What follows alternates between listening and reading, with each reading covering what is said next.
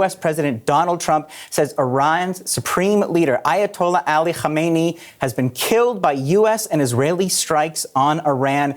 In a post on Truth Social, Trump wrote, Khamenei, one of the most evil people in history, is dead. This is not only justice for the people of Iran, but also great Americans and those people, many countries throughout the world, that would have been killed or mutilated. He goes on to say the heavy pinpoint bombing, however, will continue uninterrupted throughout the week or as long as necessary to achieve our objective of peace throughout the Middle East and indeed the world. Trump also encouraged Iranians to take back their country. To the great, proud people of Iran, I say tonight that the hour of your freedom is at hand.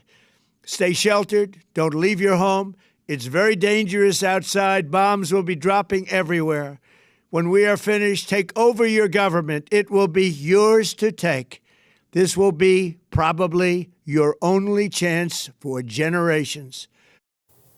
Now, today's military assault on Iran is a critical moment with the potential to reshape the region with profound effects for the people of Iran. This new video released by the U.S. military showing the impact of several of those attacks across Iran on military, government, and strategic sites. Now, analysts say the operation appears to be motivated not only by security concerns, but also a broader objective, regime change. Oh my God, oh my God, oh my God, oh my God!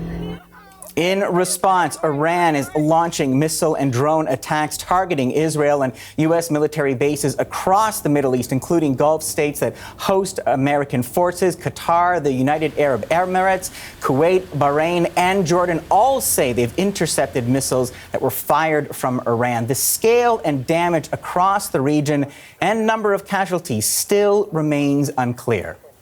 CBC senior correspondent Sasha Petrusek has been following the latest developments from our Toronto newsroom. Now, you recently returned from Jerusalem. You've been covering the region for many years, Sasha. And as we mentioned, Trump is now saying, posting on Truth Social, that Khomeini is dead. Now, this has not been verified from CBC, but a massive statement to put out there. What's your reaction?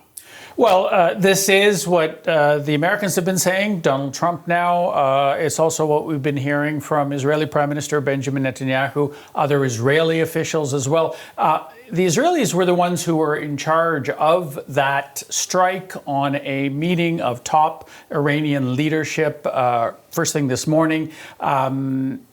They claim that they have identified a body which is Khamenei's, but at this point, it's not clear. In fact, the Iranians are denying that. They have been saying this afternoon that he is safe and sound and still in charge. So I think we have to wait a little while. Obviously, both sides have their interests in pushing whether he's alive or dead, because he's not only the one in charge and calling the shots, but he's also a highly important symbolic leader. And if he's gone, then that would be a big victory for both Israel and the United States, at least for the moment. We've been talking about those attacks around the region, but can you give us a sense of what we now know is happening currently in Iran? That is a very difficult picture to paint. However, we have heard that Israel has recently launched a new series of airstrikes in central and western Iran, targeting specifically ballistic missiles and air defenses. That's what they did earlier today, but they're back again to do it again. The Americans have been sending in their planes and their ships as well. Iran has been responding, as you mentioned, and aiming and in some cases hitting close to American facilities in the region. They have also scored direct hits on Israel, in Tel Aviv, and in other places. We've heard of that as well, with serious injuries in those places too. So not clear exactly what we are seeing in each of these cases because of censorship, because of internet outages.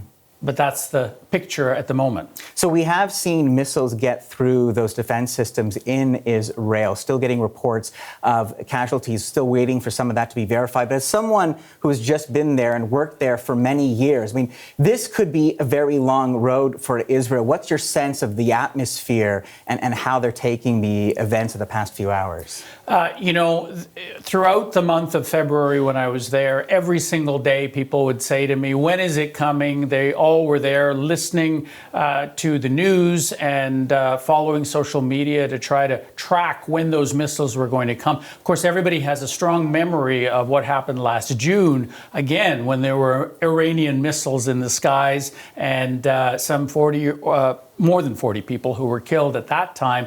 At that time, Iran started targeting civilian centers, and they had some success. And so now people have been running back and forth to air raid shelters and trying to stay out of the way because they think that's what's going to happen again now. All right. Thank you so much. My pleasure. That is CBC's Sasha Petrusik.